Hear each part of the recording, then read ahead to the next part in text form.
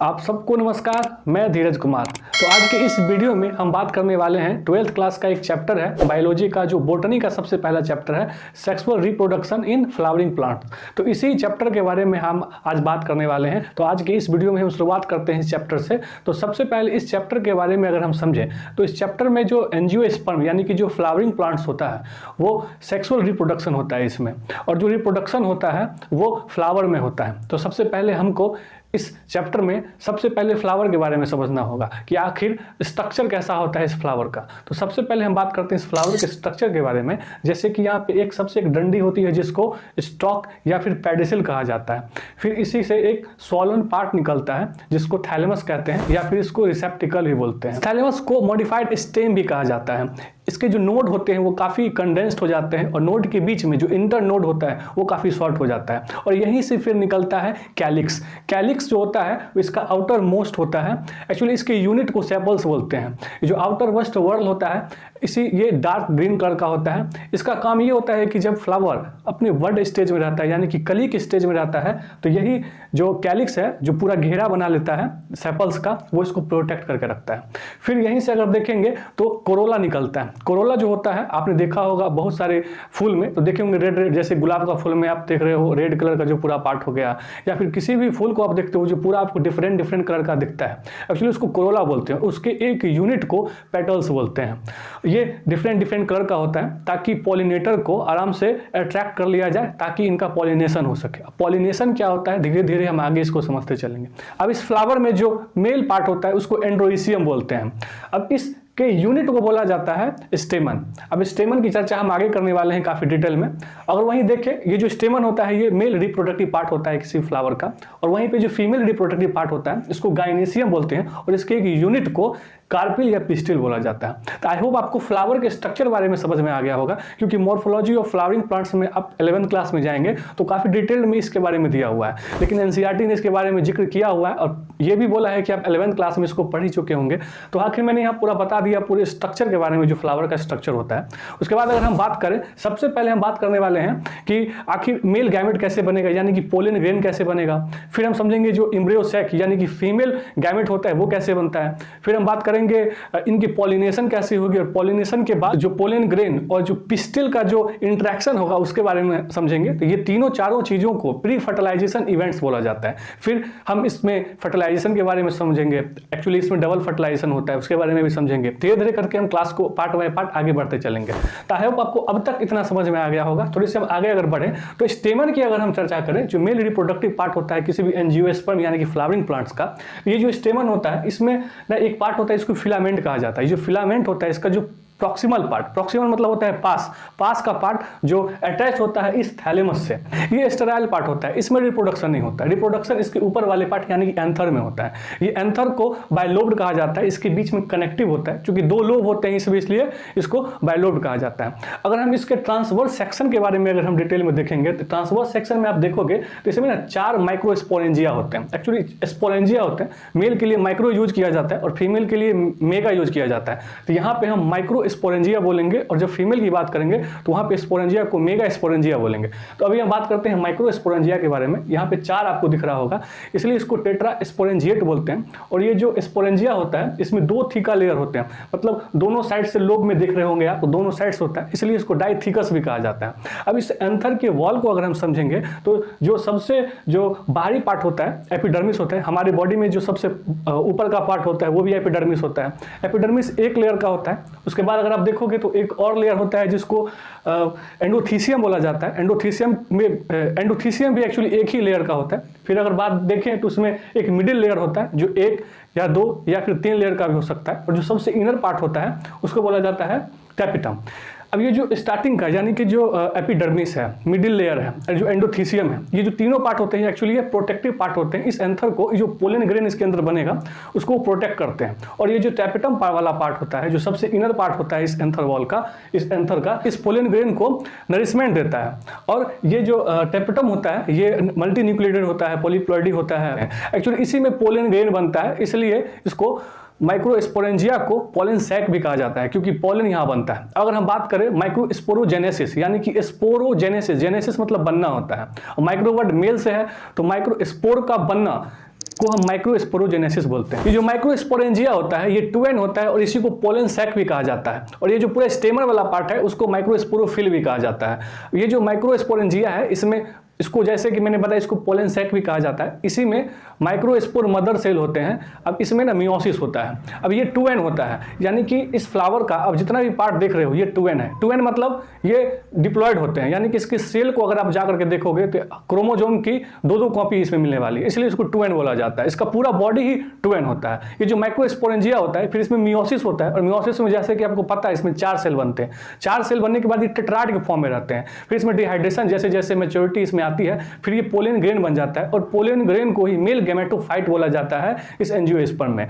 फिर और डेवलप होता है और इससे 8 मेल गैमेट बनता है। कहने का मतलब है कि एक पोलन ग्रेन से 2 मेल गैमेट बनते हैं, इसलिए 4 पोलन ग्रेन से 8 मेल गैमेट बनेंगे। अब हम पोलन ग्रेन यानी कि मेल गैमेटोफाइट के बारे में थोड़ी सी जानकारी ले लें। ये जो पोलन ग्रेन होता है इसमें वैक्यूल्स होता है, न्यूक्लियस होता है, इसमें सेल वॉल होता है। जो सेल वॉल होता है वो सेलुलोज पैक्टिन का बना होता है। अब यहाँ पे इस पोलन ग्रेन में सेल वॉल को ही इंटाइन बोला जाता है। ये कंटिन्यूअस होता है, सॉफ्ट होता है, काफी स्मूथ होता है, ये काफी कंटिन्यूअस होता है। अब ये जो इंटाइन होता है ना, यहीं से पोलन जो ट्यूब होता है वो जर्मिनेट करेगा और इसके ऊपर एक और लेयर होता है जिसको एक्साइन बोला जाता है। एक्साइन जो होता है वो काफी टफ होता है, इसको स्पोरोपोलेनिन कहा जाता है। अभी तक में सबसे टफ कंपाउंड जो रेसिस्टेंट कंपाउंड जो खोजा गया है वो इसी स्पोरोपोलेनिन को बोला जाता है। एक्चुअली ना इसको ना हाई एसिडिटी खराब कर सकती है, ना लो एसिडिटी, या फिर ना हाई टेम्परेचर इसको खराब कर सकता है। ये काफ़ी टफ मटेरियल होता है, काफ़ी टफ कंपाउंड होता है। इसके डिफरेंट शेप एंड साइज भी होते हैं, डिफरेंट टाइप का पैटर्न बनता है। अगर कोई पोलन ग्रेन को अच्छे से जानकारी वाला कोई एक्सपर्टीज है इस पोलन ग्रेन के बारे में तो वो आसानी से देख के बता सकता है कि ये पोलन ग्रेन कौन से प्लांट का है, आम का है कि लीची का है या फिर कोई और पेड़ पौधे का है, वो आसानी से पता लग सकता है क्योंकि अलग अलग इसमें पैटर्न होते हैं। अब इसकी टेक्सोनोमिक इंपोर्टेंस भी होती है, काफ़ी इतना टफ होता है इसलिए इसमें फॉसिलाइज्ड भी हो सकता है। चूंकि इतना टफ होता है तो यहाँ पे कोई ना कोई तो पार्ट होना चाहिए जहाँ से इंटाइन वाले पार्ट से पोलन ट्यूब जर्मिनेट होगा, उसके लिए तो कोई ना कोई रास्ता होना चाहिए। उसके लिए इसी पोलन ग्रेन में एक पोर होता है जिसको जर्म पोर कहा जाता है। जर्म पोर होता है, यहाँ पे स्पोरोपोलेनिन एब्सेंट होता है इसलिए यहाँ से पोलन ट्यूब जर्मिनेट कर जाता है फ्रॉम द इंटाइन। अब हम बात करते हैं ये जो पोलन ग्रेन होता है ये स्फेरिकल शेप का होता है, 25 से 50 माइक्रोन का होता है। ये काफ़ी न्यूट्रिशियस भी होता है। जो वेस्टर्न कंट्री होती हैं इसमें अपने परफॉर्मेंस को बढ़ाने के लिए एथलीट्स इसको डाइट यूज करते हैं। इसका सिरप भी बनाया जाता है और जो घोड़े जो रेसेज में भाग लेते हैं उनके लिए भी काफ़ी उपयोगी होता है, तो उनके लिए भी काफ़ी यूजफुल होता है, तो उनको भी इस टैबलेट के फॉर्म में उस रेसेज हॉर्सेज को भी दिया जाता है। पोलन ग्रेन को क्रायो प्रिजर्वेशन के द्वारा इसको सुरक्षित भी रखा जा सकता है, यानी कि -190 डिग्री सेल्सियस नाइट्रोजन लिक्विड पे इसको बचा के रखा जाता है। इसकी वाइबिलिटी भी होती है। वाइबिलिटी की मतलब है कि कितना दिन तक ये जिंदा रह सकता है। वाइबिलिटी का मतलब बेसिकली वो होता है, अगर हम देखें जो सीरियल्स यानी कि जो राइस होते हैं, वीट होते हैं, उसका जो वाइबिलिटी होता है वो लगभग 30 मिनट्स का होता है। वहीं अगर देखो कि आप जो लेग्यूमिनेसी फैमिली होती है, रोजेसी फैमिली होती है, सोलेनेसी फैमिली में जो आलू वाली फैमिली होती है, लेग्यूमिनोसी फैमिली में जो दाल वाली फैमिली होती है, जो रोजेसी फैमिली होती है, इनकी जो वाइबिलिटी होती है वो लगभग मंथ्स की होती है, 1 मंथ की ऊपर होती है। अगर 1 महीने के अंदर ये पोलन स्टिग्मा पे लैंड नहीं किया तो ये अपने आप पोलन मर जाएगा, फिर इसका कोई यूजफुल नहीं रह जाएगा। तो ये हो गई पोलन ग्रेन की बात। अब हम एक्चुअली समझते हैं कि ये पोलन ग्रेन में होता क्या है, कि ये पोलन ग्रेन में इसमें पहले एसिमेट्रिकल माइटोसिस होता है। एक्चुअली एसिमेट्रिकल माइटोसिस का मतलब होता है कि जो साइटोप्लाज्म होता है वो तो वैसा ही रहता है, लेकिन इसमें जो सेल होते हैं वो 2 पार्ट में बढ़ जाते हैं। इसमें एक्चुअली 2 सेल होते हैं। जो बड़ा वाला सेल होता है, जो लार्जर सेल होता है, उसको वेजिटेटिव सेल या फिर ट्यूब सेल बोला जाता है। ट्यूब सेल इसलिए बोलते हैं क्योंकि ये जब आगे बढ़ेगा, जब इसमें से पोलन ट्यूब निकलेगा तो आगे आगे यही गाइड करता है जनरेटिव सेल को। अब जनरेटिव सेल इसके छोटे वाले स्मॉलर वाले सेल को बोला जाता है। ये जो जनरेटिव सेल होता है, अब इसमें ये पोलन ग्रेन जब स्टिग्मा पे लैंड होगा तो स्टिग्मा से सारा न्यूट्रिशन वगैरह लेगा, थोड़ा सा मोटा होगा, फूलेगा और वहाँ से पोलन ट्यूब जर्मिनेट होगा। जैसे जैसे पोलन ट्यूब जर्मिनेट होगा आगे अब वेजिटेटिव सेल आ जाएगा और पीछे की तरफ जनरेटिव सेल हो जाएगा और ये जनरेटिव सेल में फिर से डिवाइड होना शुरू हो जाएगा, माइटोसिस होगा बेसिकली, और ये 2 पार्ट में बढ़ जाएगा। बेसिकली देखा जाए तो यहाँ पे 3 सेल आपको सेल यहाँ पे दिख रहे हैं। 60% एंजियोस्पर्म में ऐसा ही होता है कि पोलन ग्रेन स्टिग्मा पे लैंड करता है और इस तरह से 3 सेल बना लेता है, लेकिन 40% एंजियोस्पर्म देखा गया है ये जो 3 सेल जो होते हैं, जब डेहिसेंस होता है, जो डेहिसेंस का मतलब होता है जो स्पोरेंजिया फटता है और वहाँ से जो पोलन ग्रेन रिलीज होते हैं, वहाँ से पोलन ग्रेन ये रिलीज होगा और वहाँ ये एंथर में हो जाता है 40% एंजियोस्पर्म में। लेकिन 60% एंजियोस्पर्म ये 3 सेल्ड वाला जो कंडीशन है ये 60% में दिखेगा और 40% वाले में ये पहले से ही हो जाता है। आई थिंक आपको समझ में आ गया होगा इस बारे में। हम एक डाटा की बात करें, अगर आपको बोला जाए कि 1000 अगर मेल गैमेट बनना है तो उसके लिए कितना स्पोर लगेगा, कितना पोलन ग्रेन लगेगा और कितना उसमें माइक्रो स्पोर मदर सेल लगेंगे, तो 1000 मेल गैमेट बनने के लिए 500 पोलन ग्रेन लगेंगे, क्योंकि एक पोलन ग्रेन से 2 मेल गैमेट बनते हैं। इसलिए 500 से 1000 यहाँ पे मेल गैमेट बन जाएगा और 500 पोलन ग्रेन बनने के लिए 500 माइक्रो स्पोर लगते हैं और 500 माइक्रो स्पोर बनने के लिए मतलब यानी कि मियोसिस हुआ है, 1 से 4 सेल बने हैं, यानी कि डिवाइडेड बाय 4 यानी कि 125 माइक्रो स्पोर मदर सेल लगेंगे, या फिर इसको हम पोलिन मदर सेल भी कह सकते हैं। तो इस चीज से आपको सारा क्वेश्चन सॉल्व हो जाएगा। अब बात करते हैं फीमेल रिप्रोडक्टिव यूनिट यानी कि कार्पेल यानी कि पिस्टिल के बारे में। अब ये जो पिस्टिल होता है इसी को मेगा स्पोरोफिल बोलते हैं। मेल में पूरे स्टेमन को माइक्रो स्पोरोफिल बोले थे और यहाँ पे फीमेल वाले में पिस्टिल को ही मेगा स्पोरोफिल बोलते हैं। इसमें 3 पार्ट होते हैं, ऊपर वाला पार्ट को स्टिग्मा बोलते हैं, जैसे कि मैंने अभी जिक्र किया था, ये भी पूरा 2n होता है। उसके बाद इसमें अगर देखें तो स्टिग्मा यहाँ पे पोलन ग्रेन लैंड होगा और इसमें फिर स्टाइल होता है, लॉन्ग बॉडी होता है, सिलेंडर बॉडी होता है। इसका काम होता है ओवरी को स्टिग्मा से कनेक्ट करके रखना, और ये जो ओवरी होता है ये सोलन एंड होता है, थोड़ा सा बेसल, इसका बेसल यानी कि नीचे वाला पार्ट है फुला हुआ रहता है, इसमें लोक्यूल होते हैं, एक्चुअली कैविटी को ही लोक्यूल बोलते हैं, बीच वाले पार्ट को ओवरी लोक्यूल बोलते हैं। इसी में ओव्यूल होता है, यही ओव्यूल बाद में जाकर के फर्टिलाइजेशन के बाद सीड बनता है और ये जो ओवरी है यही फर्टिलाइजेशन के बाद फर्दर डेवलपमेंट के बाद फ्रूट का वॉल बन जाता है। ये जो ओव्यूल होते हैं इसी को मेगा स्पोरेंजिया बोला जाता है। और ये जो मेगा स्पोरेंजिया यानी कि जो ओव्यूल होते हैं ये 1 भी हो सकते हैं, 2 भी हो सकते हैं, यानी कि ये जो अभी मैंने बताया ये ओव्यूल बाद में जाकर के सीड बनाता है। तो आपने देखा होगा कि किसी किसी फ्रूट्स में एक बीज होते हैं यानी कि सीड होते हैं और किसी किसी फ्रूट्स में 1 से ज़्यादा सीड्स होते हैं। यहीं पे एग्जांपल दिया हुआ है, अगर ओव्यूल की अगर हम बात करें तो मैंगो हो गया, जो पैडी हो गया, व्हीट हो गया, मैंगो हो गया, इसमें 1 ओव्यूल होता है जो बाद में जाकर के एक ही बीज बनाता है। फिर बाद में अगर आप देखोगे जो जैसे पपाया हो गया, नींबू हो गया, तरबूज यानी कि वाटरमेलन हो गया, इन सब में मल्टी सीड होता है, काफ़ी ज़्यादा सीड होते हैं। तो यहाँ पे ओव्यूल्स की मात्रा जो होती है वो 1 या 2 से अधिक होता है। वहीं पे अगर देखें तो ये जो कार्पेल होता है, ये जो पिस्टल होता है, ये कहीं कहीं पे 1 भी होता है, कहीं कहीं पे 2 भी होता है। 1 होता है तो उसको मोनोकार्पिलरी बोलते हैं और 2 होता है तो इसको पॉलीकार्पिलरी बोलते हैं। अब 2 होगा तो आपस में ज्वाइंट होगा तो इसको सिंकार्पस बोलते हैं और आपस में ज्वाइंट नहीं होगा तो इसको एपोकार्पस बोलते हैं। सिंकार्पस का एग्जाम्पल है जैसे हिबिस्कस हो गया, टोमेटो हो गया, पेपेवर हो गया,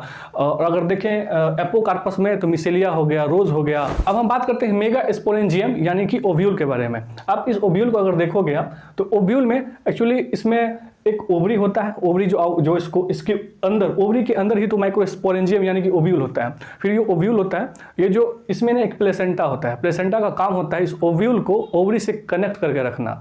और यहीं पे फिर एक आप देख पा रहे होंगे कि यहाँ पे एक फ्यूनिकल होता है, फ्यूनिकल का काम होता है प्लेसेंटा को इस बॉडी ऑफ द ओव्यूल को कनेक्ट करके रखना। वहीं पे यहाँ पे एक हाइलम वाला पार्ट होता है, हाइलम का काम होता है फ्यूनिकल को ओव्यूल से कनेक्ट करके रखना। तो यहाँ आपको मिलेगा, यहाँ पे ओवरी मिलेगा, ओव्यूल मिलेगा, प्लेसेंटा मिलेगा, फ्यूनिकल मिलेगा और लास्ट वन यहाँ पे एक हाइलम मिल जाएगा। आई होप आपको समझ में आया होगा इसके कनेक्शन के बारे में। अगर आप इस फिगर को देख पा रहे होंगे, यहाँ पे मैंने लिख भी दिया है तो आपको आसानी से याद भी हो जाएगा। फिर जो ऊपर वाला पार्ट होता है वहाँ पे उसको चैलेजा बोलते हैं और चैलेजा बेसिकली होता है वो इंटेगुमेंट होता है जो बाद में जाकर के सीड कोड बनाता है, वहीं से ओपनिंग को चैलेजा बोलते हैं। फिर इसके ठीक अपोजिट साइड वाले को माइक्रोपाइल बोलते हैं। ये जो माइक्रोपाइल होता है यहीं से मेल गैमेट एंट्री लेता है। तो आई होप आपको समझ में आया होगा इस ओव्यूल के बारे में। अब हम इसी मेगा स्पोरेंजिया में बहुत सारे न्यूसेलस होते हैं, एक्चुअली पैरेन्काइमा के बने होते हैं और पैरेन्काइमा सेल डिवाइड नहीं कर सकता।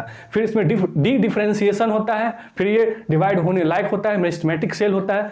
फिर इस मेरिस्टेमेटिक सेल में जो माइक्रोपाइल एंड के पास जो सेल होते हैं, जो न्यूसेलस सेल होते हैं, one of the nucellus cell near the micropyle in largest, ये थोड़े से बड़े होते हैं, उसी को मेगा स्पोर मदर सेल बोला जाता है। और उसमें मियोसिस शुरू होती है। मियोसिस में फिर ये 4 टेट्राड के फॉर्म में आते हैं, एन, चूंकि ये पूरी बॉडी 2n थी तो मियोसिस के बाद फिर एन टेट्राड के फॉर्म में बनेगी। फिर इसका मैचुरेशन धीरे धीरे डेवलपमेंट होगा, फिर ये एम्ब्रियो सैक बना लेता है और एम्ब्रियो सैक को ही यहाँ पे फीमेल गैमेटोफाइट बोला जाता है। और एम्ब्रियो सैक में फिर फर्दर डेवलपमेंट होता है और यहाँ पे बनता है फीमेल गैमेट।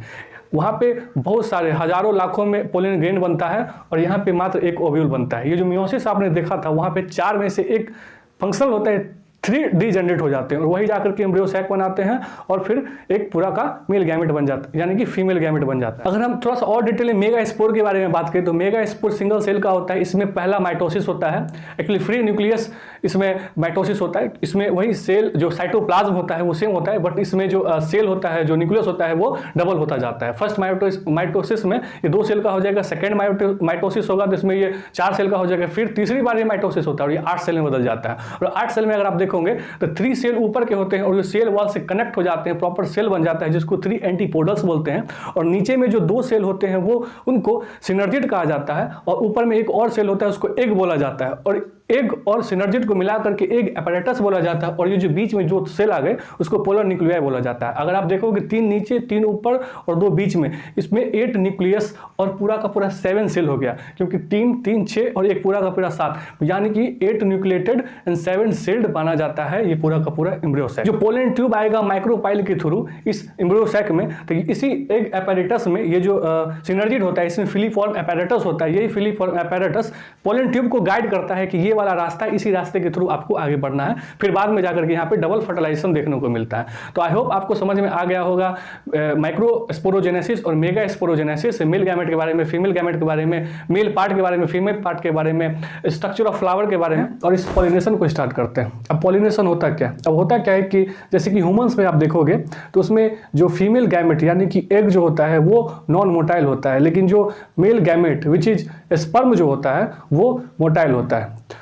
और यहाँ पे अगर देखेंगे आप तो मेल गैमेट यानी कि पोलन ग्रेन और अगर देखें तो फीमेल का जो एग होता है ये दोनों ही नॉन मोटाइल होते हैं, तो इसका पॉलिनेशन होता है। अब देखा जाए तो पॉलिनेशन का मतलब होता है transfer of pollen grain from anther into stigma is called pollination, यानी कि पोलन ग्रेन का एंथर से निकल करके और स्टिग्मा पे लैंड कर जाना, उसको पॉलिनेशन कहा जाता है। पॉलिनेशन 2 टाइप के होते हैं, एक होता है सेल्फ पॉलिनेशन, दूसरा होता है क्रॉस पॉलिनेशन। क्रॉस पॉलिनेशन को जीनोगैमी या फिर एलोगैमी भी बोला जाता है।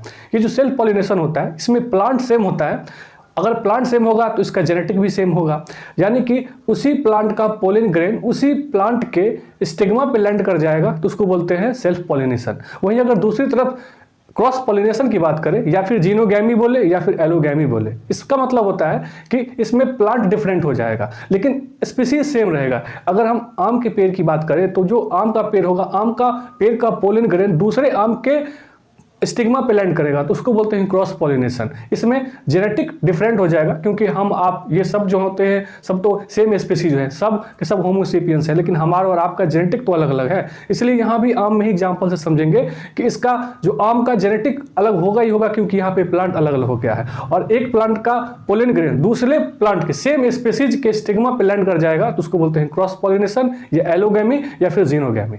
अब ये जो सेल्फ पॉलिनेशन होता है, अब ये 2 टाइप का होता है, एक होता है ऑटोगैमी और दूसरा होता है इसमें जिटेनोगैमी। ऑटोगैमी का मतलब होता है कि उसी फ्लावर का पोलन ग्रेन उसी फ्लावर के स्टिग्मा पे लैंड कर जाए तो उसको बोलते हैं ऑटोगैमी। लेकिन वहीं अगर हम देखेंगे इस सेल्फ पॉलिनेशन में दूसरा पार्ट जिटेनोगैमी भी होता है। अब जिटेनोगैमी का मतलब होता है कि एक फ्लावर का उसी प्लांट का एक फ्लावर से निकला पोलन ग्रेन और उसी प्लांट के दूसरे फ्लावर के स्टिग्मा पे लैंड कर जाएगा तो उसको बोलते हैं जिटेनोगैमी। अब अगर हम गौर से देखेंगे तो ये जो होता है ऑटोगैमी में पॉलिनेटर की जरूरत नहीं होती है क्योंकि उसी फ्लावर का स्टेमन से एंथर से पोलन ग्रेन निकलेगा, उसी फ्लावर के स्टिग्मा पे लैंड कर जाएगा, तो there is no need to a pollinator. But अगर हम जिनेटोगैमी में देखेंगे तो यहाँ पे पॉलिनेटर की आवश्यकता होती है। और अगर एलोगैमी यानी कि जीनोगैमी या फिर क्रॉस पॉलिनेशन में देखेंगे तो यहाँ पे पॉलिनेटर की जरूरत पड़ती है। अब अगर हम बात करें तो बस बाइसेक्सुअल फ्लावर में ही ऑटोगैमी पॉसिबल है, क्योंकि बाइसेक्सुअल फ्लावर का मतलब होता है ऐसा फ्लावर जिसमें मेल पार्ट भी हो और फीमेल पार्ट भी हो, तो उसको बोलते हैं बाइसेक्सुअल फ्लावर। तो ये जो ऑटोगैमी होती है ये बस बाइसेक्सुअल फ्लावर में ही पॉसिबल है। अगर हम जिटेनोगैमी की बात करें तो इसमें बाइसेक्सुअल फ्लावर में भी हो सकता है और मोनोइसियस प्लांट में भी हो सकता है। मोनोइसियस प्लांट का मतलब होता है कि ऐसा प्लांट जिसमें ऐसा फूल हो जिसमें मेल पार्ट वाला भी फूल हो और फीमेल पार्ट वाला भी फूल हो। इसमें जिटेनोगैमी में कहने का मतलब है कि इसमें बाइसेक्सुअल फ्लावर में भी हो सकता है और जो मोनोइसियस प्लांट होता है उसमें भी जिटेनोगैमी पॉसिबल होता है। अगर हम देखें अगर एलोगैमी की बात करें, यानी कि जिसको जीनोगैमी या फिर क्रॉस पॉलिनेशन भी बोलते हैं, अब यहाँ पे तीनों संभावनाएं बन सकती है। बाइसेक्सुअल फ्लावर भी हो सकता है, मोनोइशियस प्लांट में भी हो सकता है, और डायोसियस प्लांट। डायोसियस प्लांट का मतलब होता है ऐसा प्लांट जिसमें या तो सिर्फ मेल पार्ट हो फ्लावर का या फिर फीमेल पार्ट का हो। एग्जाम्पल में जैसे कि पाम होता है या फिर आप देखें पपाया होता है, इन सबको डायोसियस प्लांट बोला जाता है, यूनिसेक्सुअल प्लांट बोला जाता है। इट मीन्स अगर एक पपाया है, पपीता का पेड़ है, तो उसमें बस मेल पार्ट ही मिलेगा उसके फ्लावर में, और दूसरे पपाया के पेड़ में फीमेल पार्ट मिलेगा। या तो मेल पार्ट वाला फ्लावर होगा या फिर फीमेल पार्ट वाला ही फ्लावर होगा। अब अगर हम बात करें कि हम चाहते हैं कि सिर्फ ऑटोगैमी ही फेवर हो, सिर्फ मतलब सेल्फ पॉलिनेशन में सिर्फ ऑटोगैमी हो। ऑटोगैमी होने के लिए 3 शर्तें हैं। पहला शर्त यह है कि फ्लावर को बाइसेक्सुअल होना पड़ेगा, और जो पोलन ग्रेन जब रिलीज होगा उस टाइम पे स्टिग्मा को बराबर तैयार रहना पड़ेगा, उसकी रिसेप्टिविटी, उसका जो रिसेप्टर है, उस इन दोनों के बीच में सिंक्रोनाइजेशन बना हो रहना चाहिए। और तीसरी शर्त की बात करें, जो स्टेमन यानी कि जो मेल पार्ट होगा और जो पिस्टिल या जो फीमेल पार्ट होगा, ये दोनों आपस में सेम लेंथ के होने चाहिए, क्लोज टुगेदर होने चाहिए, ताकि इसमें ऑटोगैमी हो पाए। अगर हम बात करें कि हम सेल्फ पॉलिनेशन को डिस्करेज करना चाहेंगे, लेकिन क्रॉस पॉलिनेशन को हम इसको इंकरेज करना चाहेंगे। ऐसा हम क्यों करते हैं? ऐसा हम इसलिए करते हैं क्योंकि जब कंटिन्यू सेल्फ पॉलिनेशन होता है ना, तो इसमें इनब्रीडिंग जो होती है ना, वो डिप्रेशन होता है, काफी डिक्रीजेज होता है, इसलिए इसमें आउट क्रॉस डिवाइस लगाया जाता है। अब आउट क्रॉस डिवाइस के लिए फ्लावर को यूनिसेक्सुअल होना पड़ेगा। ये जो synchronisation of release of pollen grain and the receptivity of stigma, इन दोनों के बीच में सिंक्रोनाइजेशन नहीं बना रहना चाहिए। अगर वहीं देखिए तीसरी तरफ, तो इनको जो मेल पार्ट है और फीमेल पार्ट है, इनका भी काफी दूरी होना चाहिए, क्लोज टुगेदर नहीं होनी चाहिए। होता है सेल्फ इनकॉम्पेटिबिलिटी। इसका मतलब होता है कि जब पोलन ग्रेन रिलीज होगा तो स्टिग्मा रेडी नहीं होता है, उसको एक्सेप्ट नहीं कर पाता है। जब पोलन ग्रेन स्टिग्मा पे अगर लैंड कर भी जाएगा तो वो पोलन जर्मिनेट ही नहीं होगा, उसमें पोलन ट्यूब बनेगा नहीं। तो ये सब सारी चीजें होती है जिससे हम आउट क्रॉस डिवाइस बोलते हैं। हम बात कर लेते हैं चेस्मोगैमस फ्लावर और क्लिस्टोगैमस फ्लावर्स के बारे में। अबे जो क्लिस्टोगैमस फ्लावर का मतलब होता है कि जो फ्लावर काफी आपस में जुटे हुए रहते हैं, फ्यूज हुए रहते हैं। लेकिन चेस्मोगैमस फ्लावर का मतलब होता है जो हम लोग आमतौर पर फूल फ्लावर देखते हैं जो पूरी तरह से ओपन होता है, उसको चेस्मोगैमस फ्लावर बोलते हैं। अब अगर बात आती है कि अगर सेल्फ पॉलिनेशन हमेशा पॉसिबल है क्या? हमेशा पॉसिबल नहीं है, ये रेयर ही हो सकता है, क्योंकि जब चेस्मोगैमस फ्लावर होगा तो हो सकता है कि इसी फ्लावर का पोलन ग्रेन इसी फ्लावर के स्टिग्मा पे लैंड कर जाए। लेकिन ये भी तो पॉसिबल है किसी और फ्लावर का पोलन ग्रेन इस फ्लावर के स्टिग्मा पे लैंड कर जाए, क्योंकि ये पूरा एंथर हो वो पूरा एक्सपोज्ड है, पूरा फ्लावर ही एक्सपोज्ड है, इसलिए तो इसको नॉर्मल फ्लावर या फिर चेस्मोगैमस फ्लावर बोलते हैं। अगर हम चाहते हैं कि सिर्फ सेल्फ पॉलिनेशन ही इंश्योर करे तो उसके लिए बस एक ही फ्लावर में पॉसिबल है, विच इज क्लिस्टोगैमस फ्लावर। मतलब इसमें क्या होगा कि फ्लावर जो होगा काफी फ्यूज्ड होगा आपस में, तो सिर्फ सेल्फ पॉलिनेशन ही हो सकता है। अब कुछ ऐसे भी फ्लावर एनसीईआरटी ने दिया और रखा है जिसमें चेस्मोगैमस फ्लावर भी होते हैं उस प्लांट में और क्लिस्टोगैमस फ्लावर भी होते हैं। इसमें एग्जांपल में कोमेलिना होता है, एक्जालिस होता है और वायोला होता है। ये तीनों ऐसे प्लांट है जिसमें चेस्मोगैमस फ्लावर और क्लिस्टोगैमस फ्लावर दोनों ही होते हैं। अब बात करें एजेंट्स ऑफ पॉलिनेशन की, मतलब कि पॉलिनेशन करने के लिए कौन सा आएगा। अब ये 2 पार्ट में होगा, एक एबायोटिक फैक्टर हो सकता है, एक बायोटिक हो सकता है। अब एबायोटिक में एक विंड आता है और एक वाटर आता है। अगर हम बात करें एबायोटिक होता है वो कम होता है, लेकिन बायोटिक से पॉलिनेशन ज्यादा होता है। और वही एबायोटिक में विंड, अगर विंड से अगर पॉलिनेशन हो तो उसको बोलते हैं एनीमोफिली, और वही अगर वाटर से पॉलिनेशन हो तो उसको बोलते हैं हाइड्रोफिली। अब विंड से ज्यादा होता है कंपेयर टू वाटर। वाटर की अगर हम बात करें तो ओनली 30 जेनरा हैं जिसमें ज्यादातर मोनोकॉटी हैं, जिसमें वाटर के थ्रू पॉलिनेशन होता है। अब जैसे कि एग्जांपल में देखिए, जैसे वाटर हाइसिन या फिर जिसको इकोर्निया या फिर जिसको आम भाषा में जलकुंभी भी बोला जाता है, ये होता है हाइड्रो में यानी कि पानी में ही प्लांट, लेकिन इसका पॉलिनेशन विंड के थ्रू होता है।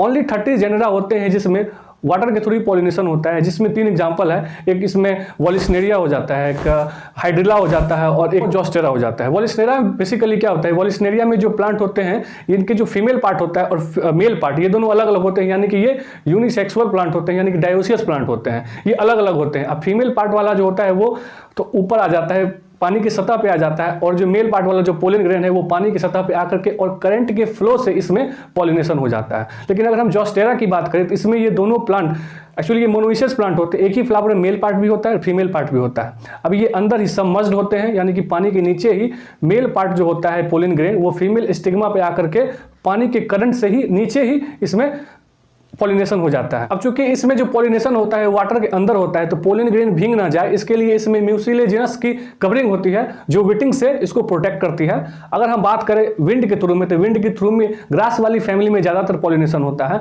अगर पॉलिनेशन अगर विंड के थ्रू होगा तो सोचने वाली बात है कि पोलन ग्रेन को हल्का होना चाहिए, छोटा होना चाहिए, और खासी देखें तो एंथर जो होगा काफी एक्सपोज होना चाहिए ताकि number of pollen grain release हो सके, और जो स्टिग्मा होता है वो काफी एक्सपोज होना चाहिए, फेदरी होना चाहिए, ताकि हवा में अगर पोलन ग्रेन आए तो आराम से उसको ट्रैप कर पाए, स्टिग्मा में आकर के वो तरीके से लैंड हो पाए।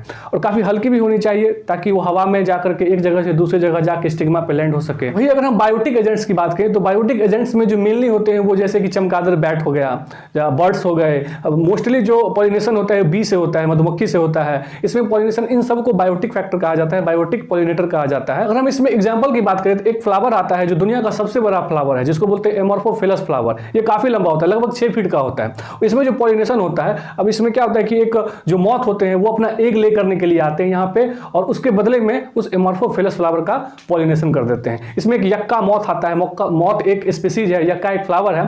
अब मॉथ भी क्या करता है, अपना एग ले कर लेता है इस यक्का प्लांट में, और यक्का को बदले में पॉलिनेशन करने को मिल जाता है।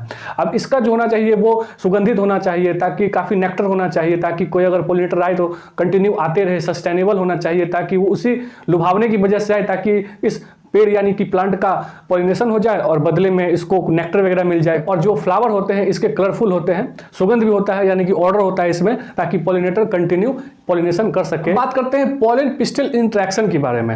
अगर आप देखें कि पोलन ग्रेन स्टिग्मा पे लैंड हुआ, अगर वो पोलन रॉन्ग टाइप का हुआ, यानी कि लीची का पोलन अगर आम के स्टिग्मा पे लैंड कर गया तो बेसिकली क्या होगा, यहाँ पे पोलन रिजेक्ट हो जाएगा। लेकिन अगर वहीं देखें अगर पोलन सेलेक्ट हो गया, यानी कि आम का पोलन आम के स्टिग्मा पे ही लैंड कर गया, तो उसमें बेसिकली अगर आप ध्यान से सोचोगे तो सबसे पहले ये जो पोलन ग्रेन होगा वो स्टिग्मा पे लैंड करेगा, ये थोड़ा सा फूलेगा, फूलने की वजह से फिर इसमें से इंटाइन यानी कि पोलन ग्रेन के इंटाइन वाले पार्ट से पोलन ट्यूब जर्मिनेट होगा। जर्मिनेट होने के बाद वहाँ पे अगर 3 सेल्ड का है तब वो कंटिन्यू करेगा, अगर वो दो सेल का होगा तो फिर वो 3 सेल में कन्वर्ट होगा। सबसे पहले ओवरी में जाएगा, ओवरी में फिर ओव्यूल में जाएगा, फिर माइक्रोपाइल एंड के पास जाएगा, और माइक्रोपाइल एंड में एम्ब्रियो सैक के पास जाएगा, और सिनर्जिड में अपना दोनों मेल गैमेट को डाल देगा। अब ये जो फिलिफॉर्म एपेरेटस होता है जो सिनर्जिड में होता है, इस पोलन ग्रेन को यानी कि इस पोलन ट्यूब को गाइड करता रहता है। ये जो मेल गैमेट होता है एक तो आ जाता है एक सिनर्जिड वाले में, और दूसरा चला जाता है एक जो 2 सेल हैं वहाँ पे चले जाते हैं। अब जो पहला मेल गैमेट है वो एक सिनर्जिड के साथ फर्टिलाइज हो जाता है, जिसको सिनगैमी बोलते हैं, जिसको फर्स्ट फर्टिलाइजेशन बोलते हैं। और वही जो 2 मेल गैमेट वहाँ पे पड़ा हुआ है, वहाँ पे एक सेकेंड मेल गैमेट दोनों के साथ फ्यूज होता है। और इससे पहले एक और बात जान लीजिए कि ये जो दोनों पोलर न्यूक्लियाई हैं ये पहले आपस में फ्यूज कर जाते हैं। इस फ्यूजन को बोलते हैं डेफिनेट न्यूक्लियस। इन्हीं डेफिनेट न्यूक्लियस के साथ जो सेकेंड मेल गैमेट है जो फ्यूज करता है, और जिससे 3n बन गया।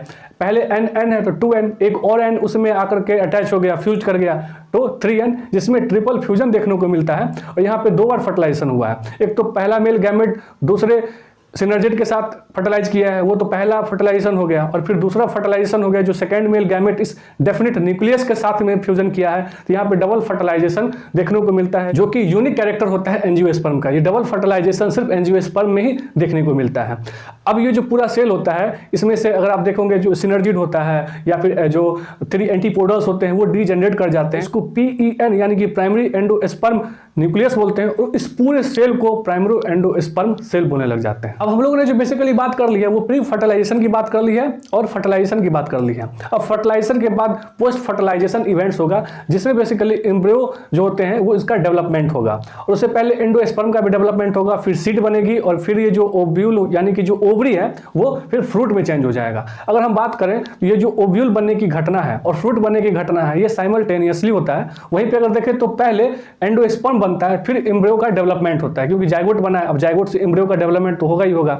अगर हम पहले बात करें एंडोस्पर्म के बारे में, तो एंडोस्पर्म जो बनता है ये आफ्टर ट्रिपल फ्यूजन बनता है। एक्चुअली इसमें 2 टाइप का होता है, एंडोस्पर्म 2 टाइप के होते हैं। एक एंडोस्पर्म होता है सेलुलर एंडोस्पर्म, जिसमें बेसिकली क्या होता है कि ये जो सेल होते हैं इसमें बाकायदा एक सेल बन जाता है, जिसको सेलुलर एंडोस्पर्म बोलते हैं, जिसका एग्जांपल होता है व्हाइट कर्नेल ऑफ कोकोनट। ये जो कोकोनट का व्हाइट वाला पार्ट होता है वो एक्चुअली सेलुलर एंडोस्पर्म होता है। वहीं अगर देखें तो दूसरी तरफ होता है फ्री न्यूक्लियर एंडोस्पर्म, जिसका एग्जांपल होता है लिक्विड कोकोनट जो होता है ना, जो कोकोनट का जो लिक्विड वाला पार्ट होता अब जब एंडोस्पर्म पूरी तरह से बन जाता है फिर जाकर के आप एम्ब्रियो का डेवलपमेंट होने लगता है। तो इसमें हम डाइकोट में अलग होता है और जो मोनोकॉट होता है उसमें अलग तरीके से होता है। अगर डाइकोट की अगर बात करें तो ये जो जाइगोट बना है उसमें फिर माइटोसिस होता है। माइटोसिस से 2 सेल बनते हैं, एक को एम्ब्रियो सेल बोलते हैं और दूसरे को सस्पेंसर सेल बोलते हैं। अब ये जो सस्पेंसर सेल होता है इसमें माइटोसिस होती है और ये सस्पेंसर जैसा एक स्ट्रक्चर बना लेता है और इस सस्पेंसर का काम होता है कि ये जो एम्ब्रियो सेल है इसको थोड़ा सा धक्का मारे ताकि एंडोस्पर्म का खाना ये उठा करके ले आए, ताकि इसमें नरिशमेंट हो, ताकि ये डेवलपमेंट कर सके। फिर इसमें सस्पेंसर बनता है। फिर वहीं अगर देखें तो जो एम्ब्रियो सेल होता है उसमें माइटोसिस होता है और इस स्टेज को प्रो एम्ब्रियो बोला जाता है और प्रो एम्ब्रियो के बाद फिर से माइटोसिस होता है और ये एम्ब्रियो सेल में और डिवीजन होता है। अब इसको ग्लोब्यूलर स्टेज बोला जाता है और ये ग्लोब्यूलर स्टेज फिर और माइटोसिस होता है, एक हार्ट से बना लेता है जिसको हार्ट से स्टेज बोलते हैं और फिर ये काफी फ्लेसी हो जाता है क्योंकि इसने एंडोस्पर्म से काफी खाना चुरा लिया है, क्योंकि जो सस्पेंसर है कंटिन्यू इसको धक्का मारते रहता है ताकि एंडोस्पर्म से खाना ले सके और ये एक पूरा का पूरा 2 कोटिलेडन में बनकर तैयार हो जाता है। अगर हम कोटिलेडन की बात करें तो ये काफी फ्लेसी होता है क्योंकि एंडोस्पर्म का खाना पूरा का पूरा इस कोटिलेडन के पास आ गया, इस दोनों कोटिलेडन के पास हो गया। एक्चुअली अगर हम इस स्ट्रक्चर को देख पाए तो इसमें देखेंगे 2 कोटिलेडन है और बीच में एक एम्ब्रियो एक्सिस होता है। अब इसमें ऊपर की तरफ एपिकोटाइल होता है, नीचे की तरफ इसको हाइपोकोटाइल बोलते हैं। इस हाइपोकोटाइल से रेडिकल निकलता है और इसी रेडिकल से फिर रूट बनता है। मोनोकॉट की अगर बात करें तो इनिशियल स्टेज जो होता है वो बिल्कुल सिमिलर टू डाइकोट होता है, लेकिन इसमें हार्ट शेप वगैरह कुछ ऐसा नहीं बनता है स्ट्रक्चर और एक ही कोटिलेडन बनता है, इसलिए इसको मोनोकॉट बोलते हैं। और इसमें सारा खाना जो होता है एंडोस्पर्म से ही नहीं छुपा पाता है, इसलिए इसको एंडोस्पर्मिक सीड भी बोला जाता है क्योंकि एंडोस्पर्म इसमें मौजूद होते हैं। इसमें सिंगल कोटिलेडन ही होते हैं, जैसे कि ग्रास वाली फैमिली में सिंगल कोटिलेडन को ही स्क्यूटेलम बोला जाता है। ये जो मोनोकॉट है ये काफी बाद में बने हैं, इसलिए इसमें काफी एडवांस होते हैं और इसमें एक फॉलियर एक हॉलो स्ट्रक्चर मिलता है जिसको कोलियोप्टाइल बोलते हैं और नीचे की तरफ जो स्ट्रक्चर बनता है उसको कोलियोराइजा बोलते हैं। इसमें भी फिर एम्ब्रियो एक्सिस होगा, एपिकोटाइल होगा जो बाद में जाकर के सूट बनाएगा, प्लूमिल बन के सूट बनेगा और जो हाइपोकोटाइल होता है उसे रेडिकल बनता है, फिर रूट कैप बनता है, फिर रूट बनता है। अब हम बात कर लेते हैं नॉन एंडोस्पर्मिक सीड के बारे में और एंडोस्पर्मिक सीड के बारे में। अगर हम उसमें देखें तो जो मोस्ट इन डाइकोट्स में जो बेसिकली जो ग्राउंड नट्स हो गया, ग्राम हो गए, बीन्स हो गए, पी हो गए, एक्चुअली एक ऑर्किड आता है, ऑर्किड मोनोकॉट ही है लेकिन इनको नॉन एंडोस्पर्मिक सीड कहा जाता है। नॉन एंडोस्पर्मिक सीड को नॉन एल्ब्यूमिनस भी कहा जाता है या फिर एक्स एल्ब्यूमिनस भी कहा जाता है। अगर एंडोस्पर्मिक सीड की अगर हम बात करें तो उसमें एक एग्जांपल जैसे बार्ले हो गया, मेज हो गया, व्हीट हो गया, राइस हो गया, कोकोनट हो गया। लेकिन अगर हम बात करें कैस्टर और ये दोनों ही डाइकोट्स हैं लेकिन ये एंडोस्पर्मिक सीड के एग्जांपल होते हैं। अब हम समझते हैं ये सीड क्या होता है। बेसिकली जो सीड होता है ये फर्टिलाइज ओव्यूल होता है, फर्टिलाइज ओव्यूल को ही सीड कहा जाता है। ये जो सीड होता है इसमें सीड कोट होता है, एक्चुअली ये इंटेग्यूमेंट का बना होता है। इंटेग्यूमेंट 2 लेयर के होते हैं, एक आउटर लेयर होता है और इनर लेयर होता है।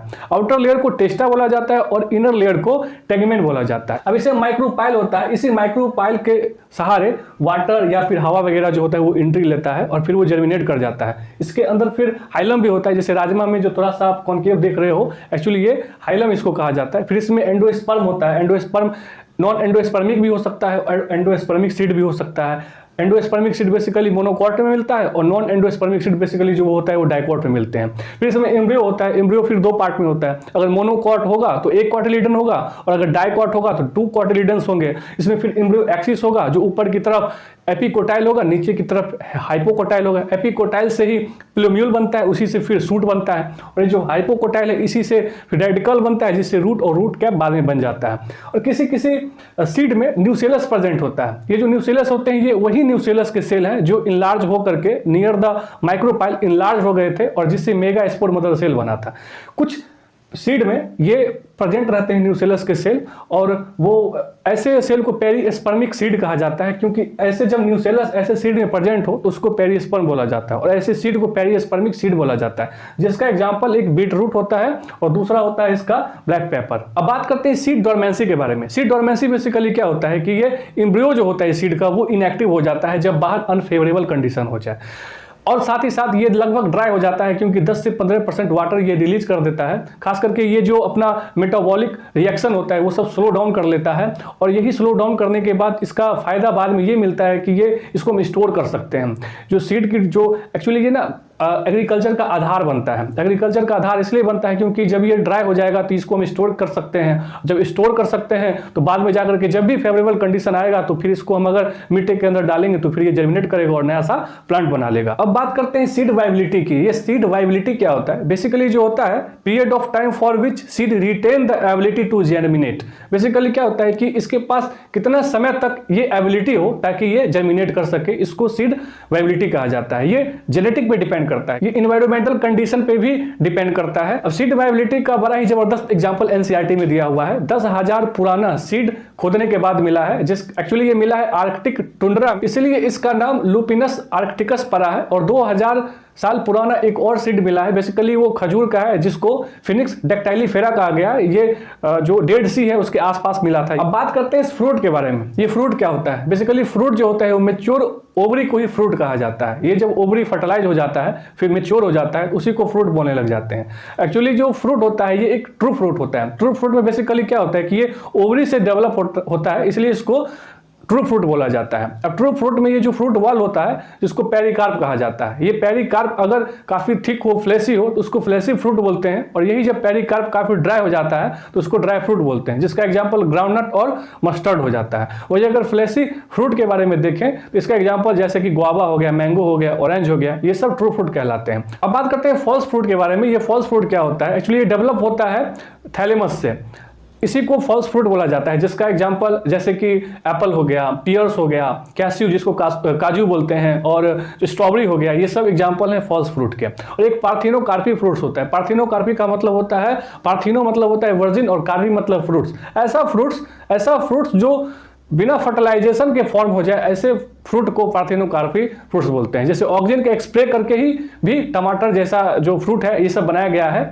और ऑक्सीजन बेसिकली क्या होता है? पीजीआर होता है, प्लांट ग्रोथ रेगुलेटर्स होते हैं, उसकी मदद से भी काफी सारे पार्थिनोकार्पिक फ्रूट्स बनाए गए हैं। अब यहाँ पे 3 चीजें आती है, एक आता है पार्थिनोकार्पी, एक आता है पार्थिनोजेनेसिस और तीसरा होता है एपोमिक्सिस। अब पार्थिनोकार्पी का मतलब होता है fruit formed without fertilisation is called parthenocarpy. एक होता है पार्थिनोजेनेसिस, इसका मतलब होता है कि एम्ब्रियो जो होता है वो बिना फर्टिलाइजेशन का फॉर्म हो जाए तो उसको बोलते हैं पार्थिनोजेनेसिस। और एक होता है एपोमिक्सिस, एक्चुअली सीड ही फर्टिलाइज हो जाता है, सीड ही फॉर्म हो जाता है बेसिकली विदाउट फर्टिलाइजेशन, इसको बोलते हैं एपोमिक्सिस। तो अब 2 टॉपिक हमको समझना है, एक एपोमिक्सिस के बारे में और एक पॉली एम्ब्रियो के बारे में। समझते हैं एपोमिक्सिस के बारे में। एपोमिक्सिस बेसिकली क्या होता है कि आप ऐसा मानिए कि कोई काफी ज्यादा हाइब्रिडाइज सीड है, काफी कॉस्टली है, वो किसान उसको खरीद के लाया, अब खरीद के लाएगा, उसको वो प्लांट करेगा, उससे फिर फल होंगे, उसको बेचेगा और पैसे कमाएगा, उसके बाद उसमें से सीड निकलेगा। लेकिन इस सीड में वो क्वालिटी नहीं है जो इसके पेरेंट में थी, जो किसान खरीद के लाया था, क्योंकि इसमें लॉ ऑफ सेग्रीगेशन काम किया है, क्योंकि इसमें मियोसिस हुआ है। मियोसिस होने की वजह से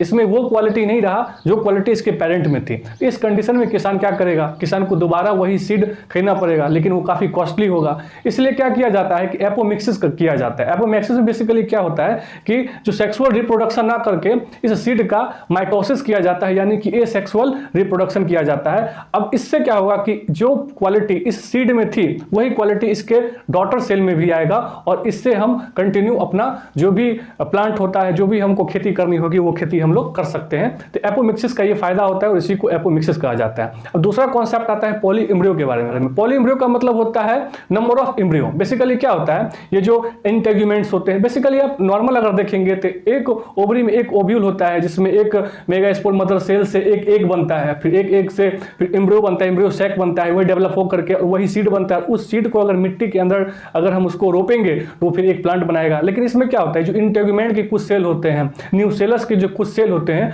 वो इस एम्ब्रियो सैक के अंदर चले जाते हैं और यही बाद में जाकर के काफी ज्यादा एम्ब्रियो बन जाता है। और जब इस सीड को मिट्टी के अंदर रोपा जाएगा तो इससे एक सीड डालेंगे और काफी सारा फिर उसमें से निकल जाता है, जिसका एग्जांपल सिट्रस मैंगो आ जाता है।